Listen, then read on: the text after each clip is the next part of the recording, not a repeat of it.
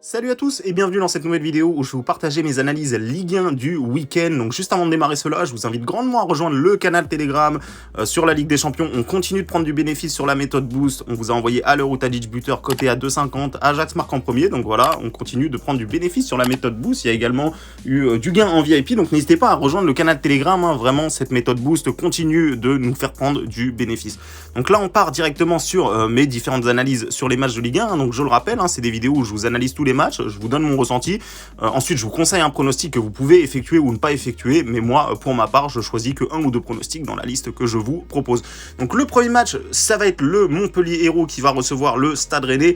Et déjà, j'ai été assez surpris de voir la cote de Montpellier aussi haute, parce que Montpellier, certes, ils sont peut-être un petit peu moins forts que Rennes cette saison, mais en tout cas, à domicile, c'est plutôt cohérent ce qu'ils font. Ils arrivent à prendre quand même pas mal de victoires.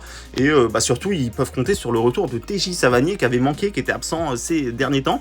Et là, il est revenu. Il a d'ailleurs marqué au dernier match. Il a offert la victoire à son équipe et c'est un joueur vraiment hyper important. D'ailleurs, il y a de plus en plus de gens qui parlent de lui en équipe de France. Donc, affaire à suivre. Mais en tout cas, c'est un excellent joueur. Depuis qu'il est de retour dans l'effectif de Montpellier, eh bien, Montpellier va clairement mieux. Franchement, du côté de Lorient la semaine dernière. Alors, c'est sûr, c'était Lorient, mais quand même, sortir de là-bas avec une victoire sans prendre de but, c'est quand même une excellente performance et c'est excellent pour la confiance pour cette équipe de Montpellier. Alors, petit bémol, par contre, ils n'ont pas récupéré Mavdidi, qui est leur meilleur buteur, et ils ont perdu Mamadou Sakho sur blessure lors justement du déplacement à Lorient. Néanmoins, c'est une équipe de Montpellier qui est plutôt, qui reste quand même extrêmement compétitive. Comme je l'ai dit, il y a des joueurs vraiment plutôt pas mal à tous les postes. Maintenant, on va s'intéresser du côté du Stade Rennais qui, vous allez le voir, alterne le bon et le moins bon. Donc Stade Rennais, si je vous dis pas de bêtises, c'est l'une des meilleures équipes à domicile. Vraiment, ils cartonnent à domicile, mais à l'extérieur, comme vous allez le voir, c'est un petit peu catastrophique. Ils restent sur 5 défaites d'affilée. Donc après, ils avaient joué au PSG aussi. Il y a deux matchs de ça, ils avaient joué au PSG, ils avaient fait un bon match d'ailleurs, et ils étaient quand même ressortis perdants. C'est un peu le problème de Rennes, je trouve, c'est qu'ils se contentent pas assez des fois du match nul, ils veulent absolument aller chercher la victoire, et souvent ils se font punir comme ça, et au lieu de prendre un point, ils prennent une défaite tout simplement. Donc là, au dernier match, Rennes qui a quand même retrouvé la confiance, ils ont gagné 4-1 contre 3, mais 3, attention, c'est une équipe qui joue le maintien. Puis vraiment de ce match-là, surtout que la cote est vraiment belle pour directement Montpellier ou match nul, c'est coté à 2 et c'est plutôt intéressant pour ma part. En plus, on voit que Montpellier a quand même tendance à poser des soucis au Stade Rennais. On sait aussi également que le match aller avait été quand même assez bizarre. D'ailleurs, l'entraîneur de Montpellier en a parlé en conférence de presse. Il avait dit que ils ont vraiment envie de prendre leur revanche sur ce match-là, où l'arbitrage avait été quand même très dur pour Montpellier, je trouve. Ils avaient eu un carton rouge et en plus de ça, ils avaient perdu un joueur sur blessure, un joueur Estève, je crois que c'était, sur une blessure qui a duré quand même pas mal de temps. Donc vraiment, Montpellier a une revanche à prendre. Je vous donne 2-0 pour Montpellier ce soir, et pour ceux qui veulent un peu plus de sécurité, Montpellier ou nul qui est coté à 2, qui est plutôt pas mal. On passe maintenant au match du samedi, et là il y a vraiment des beaux matchs les amis. On a un Strasbourg-Nice, et comme vous le voyez, c'est le 3e contre le 4e. Si Strasbourg veut créer l'exploit de se qualifier en Ligue des Champions, il va falloir gagner ce match-là, forcément, parce que s'ils perdent, ils vont reprendre 6 points de retard sur la 3e place.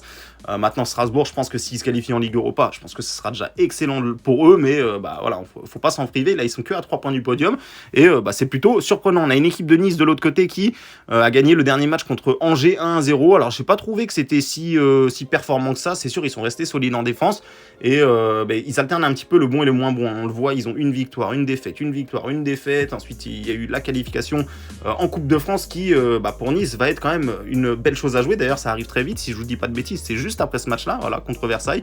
Et Nice qui doit gérer en même temps la Coupe et qui doit gérer en même temps le championnat. Au niveau du match aller, on se souvient que Strasbourg avait été gagné 3-0 du côté de Nice, qui avait créé la sensation. Donc attention, le style de jeu de Strasbourg peut poser de gros soucis à l'équipe de Nice, parce que c'est vraiment une équipe offensive contre une équipe défensive. Donc pour moi, ça peut être clairement un match à éviter pour ma part. Mais si je devrais me mouiller, je donnerais 1-0 pour Nice, et en pronostic, je vous donnerais Nice ne perd pas, qui est quand même coté 1. Je pense que Nice sortir de là-bas avec la victoire tout simplement. On va passer maintenant au match PSG Saint-Etienne, le PSG qui a perdu 3-1 contre Nantes, et je vous avais annoncé les amis, il fallait vraiment se méfier de ce match-là, le PSG après Ligue des Champions, vraiment faut faire attention. Néanmoins, là, le PSG a perdu. Généralement, on sait que quand ils perdent, il y a une réaction immédiate, hein, comme quand ça avait été le cas contre Nice, où ils avaient perdu au tir au but, hein, ils s'étaient fait éliminer de la coupe, et juste après, ils sont partis en mettre 5 du côté de Lille. Donc attention, moi je m'attends quand même à une réaction du PSG. Saint-Etienne, ils sont en pleine bourre, ils vont vouloir vraiment essayer de faire un gros coup. On sait que Pascal Duprat a quand même changé pas mal de choses dans cet effectif-là. On voit bien que des 5 derniers matchs de Saint-Etienne, ils n'ont qu'une seule défaite, c'était en coupe d'ailleurs. Donc attention, Saint-Etienne qui revient vraiment très très bien. Là, on le voit d'ailleurs au classement, ils sont passés 16e. Donc vraiment, Saint-Etienne est en forme. Maintenant, PSG, ils vont vouloir prendre leur revanche par rapport au match de Nantes. Je m'attends voilà, à ce que PSG marque des buts. Saint-Etienne peut marquer un but, hein. Moi je serais pas étonné que Saint-Etienne plante un but, voire même qu'ils ouvrent le score et qu'après ils se fassent rattraper. Mais voilà, je vais rester sur du classique. En ce moment, on a un joueur qui est en forme, Mbappé, qui a marqué lors du match contre Stade Rennais, lors du match contre le Real Madrid 2 fois à la dernière seconde, et surtout contre Nantes. Il fait quand même, mine de rien, un match plutôt intéressant, hein. Il provoque le penalty et il est tout le temps dangereux. Donc pour moi, c'est côté 1,60, Mbappé buteur. C'est ce qui me semble intéressant pour partir sur ce match-là. Ensuite, on va passer. Alors j'ai passé moins de temps sur d'autres matchs. Il y a des matchs qui sont moins intéressants, comme là notamment le match entre Monaco et Reims. On sait que Reims, c'est l'une des équipes qui a le plus d'absents. Je crois qu'ils avaient 8 ou 9 joueurs absents lors du dernier match. Donc attention, Reims qui est vraiment affaibli ces temps-ci. Néanmoins, ils ont tenu d'une façon assez incroyable contre Brest, hein, même s'ils auraient dû perdre. Pour ma part, Brest était largement meilleur. Mais ils ont tenu, ils tiennent quand même contre Brest, et c'est pas négligeable. Donc on voit que en plus de ça, Reims a quand même tendance à poser des soucis à Monaco, puisque sur les 5 dernières confrontations, il y a eu 3 matchs nuls et 2 victoires de Monaco. Néanmoins, compte tenu des absences, voilà, je vais pas blablater trop longtemps sur ce match-là. Pour moi, je m'attends à une victoire à la dure, hein, de Monaco, mais je m'attends à une victoire quand même. Donc je vais donner au niveau du score 1-0, et c'est coté à 1,44 la victoire de Monaco. On va passer maintenant au match Angers contre Lens. On a une équipe de Angers qui est un petit peu en crise. Là, ils viennent d'enchaîner 4 défaites d'affilée et 2 matchs sans marquer. D'ailleurs, sur les 4 défaites, ils ont enchaîné 3 matchs sans marquer. Donc vraiment, il est temps que Angers plante du but face à Lens qui est moyen, j'ai envie de vous dire, ces temps-ci. Alors certes, ils font match nul contre Lyon, qui est plutôt pas mal, hein, parce que Lyon revient bien aussi. Ils ont gagné contre Lens, mais en dehors de ça, il y avait eu 3 défaites avant. On se souvient qu'au match aller, il y avait eu 2-2. On sait que Angers, c'est jamais une équipe facile à bouger. Là, je m'attends à ce qu'il y ait une réaction assez rapide du côté d'Angers. 4 défaites d'affilée, je pense que ça va pas durer si longtemps que ça pour une équipe comme ça. Donc je vais vous donner directement le match nul, 2 buts partout, et les 2 équipes marquent qui est coté à 1,80. Ce sont 2 équipes offensives. Angers, il y a vraiment des attaquants pas mal devant qui sont capables de scorer, et du côté de Lens, c'est une équipe plutôt offensive qui marque assez régulièrement. Donc les 2 équipes marquent côté 1,80, et ça me semble pas mal à aller chercher là-dessus. On va passer maintenant au derby breton, Brest contre Lorient, une équipe de Lorient qui a gagné à l'extérieur la dernière fois, je ne sais plus quand. C'est hallucinant, ils gagnent jamais à l'extérieur, cette équipe. Même là, on voit une petite victoire ici, et c'était en match amicaux. Donc vraiment, Lorient, c'est une catastrophe. Ça fait depuis près d'1 an qu'ils gagnent plus à l'extérieur, donc je ne peux pas déjà vous conseiller une victoire de Lorient quand on voit qu'ils gagnent jamais. Tout simplement, une équipe de Brest qui est hyper bien, je trouve, ces temps-ci. Ils ont fait un excellent match du côté de Reims, où d'ailleurs ils ratent un penalty, ils auraient dû l'emporter, hein. Ils ont eu vraiment énormément d'occasions. Juste avant, ils en mettent 5 contre 3, donc vraiment Brest, c'est solide. En plus de ça, ils ont fait signer un nouveau joueur, hein, qui vient de l'Inter Milan, je crois. Il s'appelle Satriano, il est excellent, et surtout son coach dit que il apporte énormément à l'équipe, et que vraiment Stade Brestois a passé un cap en faisant venir cet attaquant-là. Donc voilà, moi je m'attends à une victoire de Stade Brestois, qui en plus de ça a l'habitude de réussir bien contre Lorient, qui eux ont l'habitude de ne jamais réussir à l'extérieur. Donc victoire de Brest remboursée si nul. C'est coté à 1,45, c'est une petite cote, mais pour moi c'est sans doute l'un des pronostics les plus sûrs de par les statistiques, tout simplement. Donc Brest DNB, 2-0 pour Brest, c'est mon avis pour ce match-là. On va passer au match Clermont contre Bordeaux. On a une équipe de Bordeaux de l'autre côté qui a fait match nul contre Monaco, qui a changé d'entraîneur. Donc attention, Bordeaux qui va essayer de repartir de l'avant. On a une équipe de Clermont qui vient de faire une énorme surprise du côté de Marseille, 2-0. En plus de ça, ils sont sur 3 victoires sur les 5 derniers matchs. Il n'y a pas trop de matchs nuls du côté de Clermont, donc attention, ça pourrait peut-être tomber là-dessus. Mais néanmoins, Bordeaux, ça me semble, même j'ai vu le match contre Monaco, ça me semblait quand même assez faible, malgré qu'ils tiennent le match nul. Ils subissent quand même, hein, et en plus de ça, ils menaient 1-0, et Monaco avait été réduit à 10. Ils n'arrivent même pas à garder l'avantage.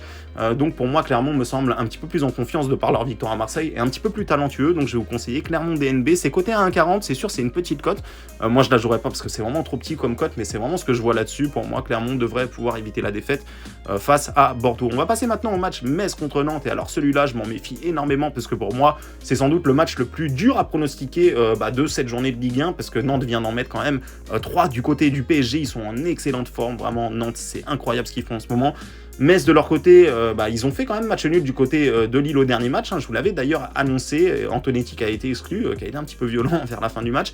Mais attention, cette équipe de Metz, on l'a dit, ils récupèrent vraiment des joueurs importants. Ils ont plus de cas de Covid. La CAN est terminée. Donc, ils ont enfin une équipe compétitive. Et je me méfie énormément de cette confrontation face à Nantes qui, au niveau du talent, Nantes est meilleur. Mais au niveau de l'envie, au niveau de l'enjeu, Metz a vraiment besoin de prendre des points. Là, c'est vraiment maintenant qu'il faut qu'ils y aillent.